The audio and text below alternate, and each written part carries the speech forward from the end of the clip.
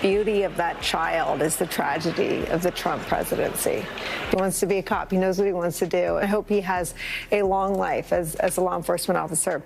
But I hope he never has to defend the United States Capitol against Donald Trump's supporters. And if he does, I hope he isn't one of the 6 who loses his life to suicide. Nicole Wallace disgustingly looped in a 13-year-old boy with brain cancer into an attack on the president over January 6th. White House Press Secretary Karoline Leavitt just torched MSNBC, and let's just say they didn't see it coming. In a bold, no-holds-barred statement, Leavitt slammed the liberal network for spreading blatant lies about President Trump.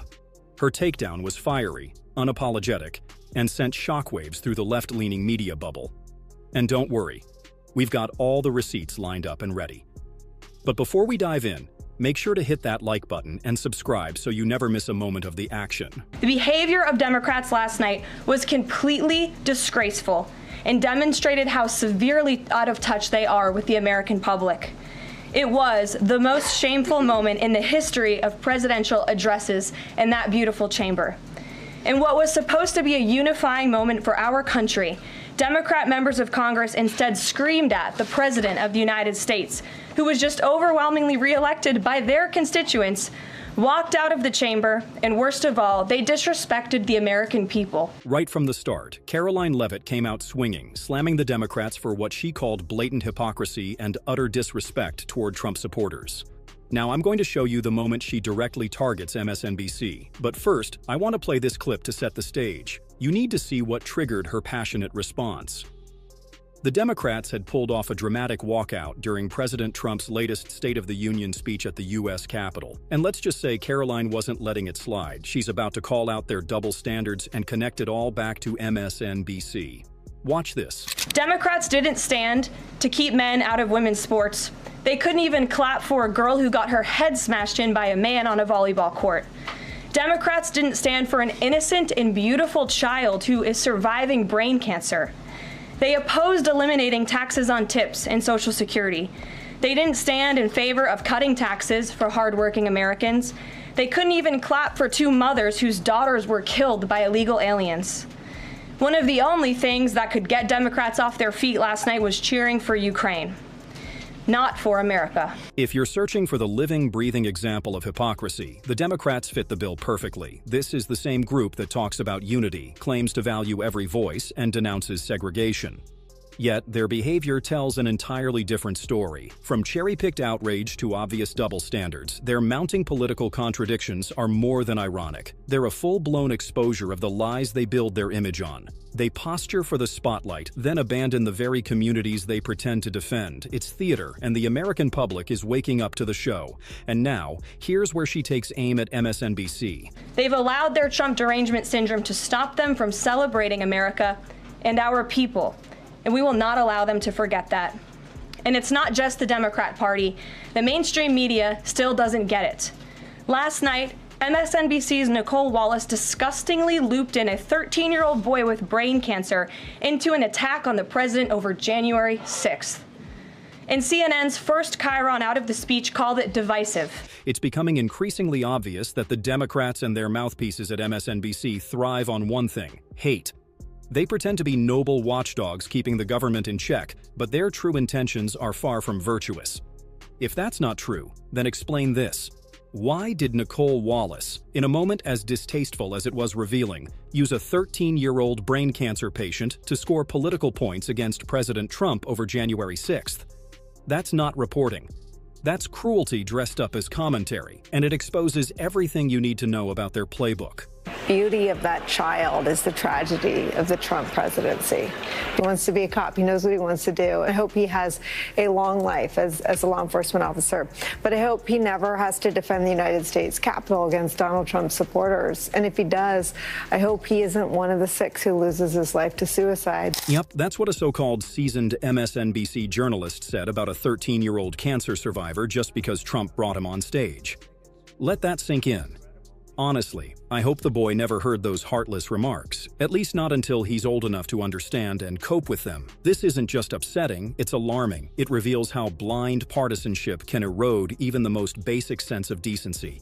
When devotion to a political party overshadows compassion for a child who survived brain cancer, something has gone terribly wrong. You lose your moral compass, you lose your empathy, you lose your soul. And unfortunately, that's where a large part of the mainstream media stands today, sacrificing humanity for viral outrage and partisan applause. And CNN's first chyron out of the speech called it divisive. President Trump wasn't divisive. The Democrats were. And CNN was proven wrong by their own viewers, 69% of whom, in a post-speech poll, said they had a positive reaction to the president's speech. Now this is something. Nothing says backfire or accidentally boosts Trump's presidency quite like your own audience applauding him. According to CNN's own post-speech polling, most of their viewers actually appreciated President Trump's address and the hopeful message he shared with the country. Picture that, the same network that works non-stop to discredit him had to admit their viewers were moved by his words. If that's not poetic justice, I don't know what is. It's the kind of twist that shatters the script and reveals the gap between media elites and regular Americans. But Karoline Leavitt wasn't done yet. She kept the pressure on the legacy media with her continued takedown. It's sad and frankly pathetic that Democrats and liberals in the legacy media continue to allow their hatred for the president to override their love for our country.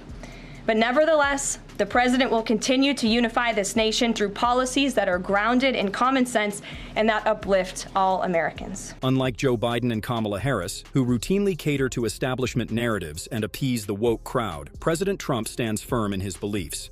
He unapologetically declares that there are only two genders and that biological males don't belong in women's restrooms or sports, and he's not budging.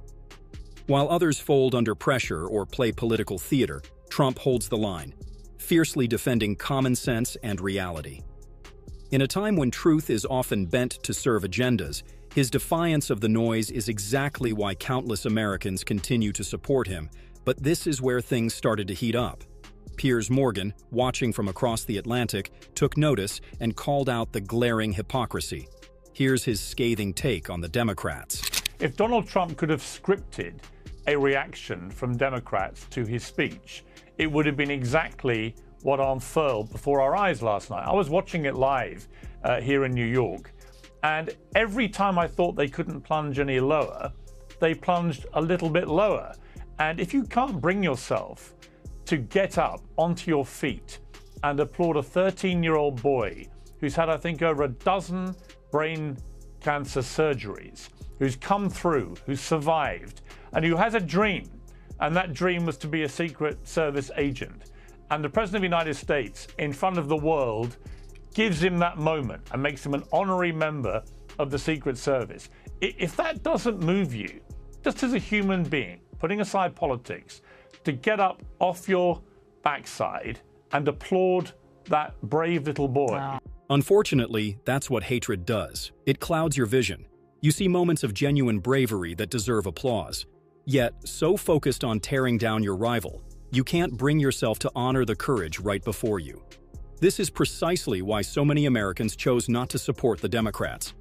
They've turned into a party of convenience ethics, quick to cheer anything that serves their agenda, but totally blind to valor or virtue if it originates from the other side. That's not leadership, it's hypocrisy wearing a mask of righteousness, and voters are finally catching on to the game. This is why figures like Bill Maher are walking away from leftist ideology. You want to know why I have a bug up my ass about the left more than I used to? It's like this. There's an ugliness they never used to have. The liberals I grew up respecting, none of them are like this. Going after the wife, even the mafia doesn't do that. The venom coming from the left is genuinely sickening. They act as though they have a monopoly on the nation, expecting every American to blindly follow their lead.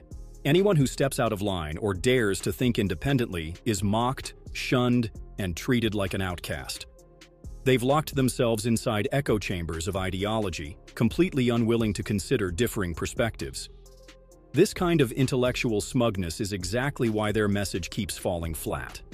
It doesn't connect with everyday people because it's divorced from reality. It's driven by control. Americans are fed up with being told what to think, how to feel, and who to despise. And that's exactly why the left is losing public trust, influence, and support.